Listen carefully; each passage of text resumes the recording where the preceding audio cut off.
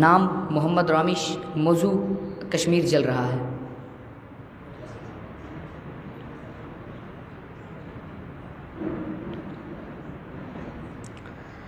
کائنات کی وہ ایک پرسکون وادی جنت میدان کربلا میں تبدیل ہو چکی ہے صدر علی وقار،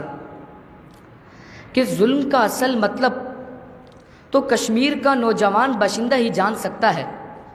جہاں کبھی کسی بہن کی عزت کو پامال کیا جاتا ہے تو کہیں کسی بہن کا آنچل بھائی کا کفن بنتا ہے، اور کہیں نوجوانوں کو سڑکوں پر گھسیٹ گھسیٹ کر مارا جاتا ہے۔ جناب والا، یہ وہ وادی جنت ہے جس کا مشغلہ رونا دھونا،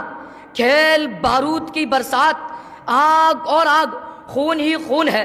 یہ وہ وادی ہے جس کو چند کھنکتے سکوں کے عوض سستے دام بیچا گیا۔ یہ وہ وادی ہے جہاں کمسن بچے کو نعرہ حق بلند کرنے پر گولیوں سے چھلنی کر دیا جائے۔ وہ وادی جنت جہاں نماز جمعہ ممنوع، 5 افراد کا ملنا منع ہے، اور ایسا کرفیو جس میں 4 سالہ بچہ اپنی موج مستیوں میں مگن گھر سے باہر نکل جائے تو دوبارہ لوٹ کر نہیں آتا، کہ بس صدر علی وقار انتہا ہے۔ اب ان معصوم کلیوں کی دردناک سسکیاں آفاق میں گونجتی ہوئی نظر آتی ہیں کہ اس وادی پرخو سے اٹھے گا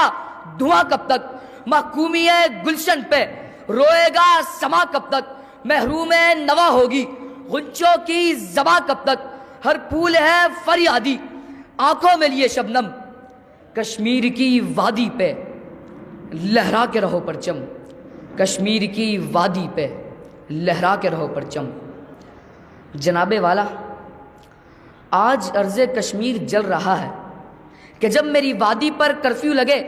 250 سے زائد دن گزر چکے، کہ جب بھارتی مقبوضہ جنگ کشمیر میں 95,000 کشمیریوں کو شہید کر دیا جاتا ہے، 20,000 سے زائد بچے یتیم کر دیے جاتے ہیں، اور نہ جانے کتنی خواتین کو بے گھر کر کے ان کی عزت و ناموس قتل کر دی جاتی ہے۔ جی ہاں جناب والا، میرا کشمیر جل رہا ہے کہ آج ارض کشمیر لہو لہان ہو کر رہ چکا ہے، جہاں کی مائیں اپنی اولادوں کا صدقہ پیدا ہونے سے پہلے ہی ادا کر دیں، جہاں تہوار کے بجائے خون کی ہولی کھیلی جائے، جہاں ان معصوم بچوں کو تعلیم کے بجائے دوغلے نعروں پہ نچوایا جائے، جہاں جانور کے بجائے ابن آدم کی قربانی کی جائے، جہاں ان ننھی کلیوں کے ہاتھ قلم کے بجائے بندوق تھامے اپنی جان کی حفاظت میں لگے ہیں، جہاں ان مظلوموں کے دست سیاہی کے بجائے خون سے رنگے ہو، تو لہو سے تر اس خطہ ارض سے یہ نوا آتی ہے کہ کہاں ہے ارض و سما کا مالک، جو چاہتوں کی رگے کرے دے، ہوس کی سرخی رخ بشر کا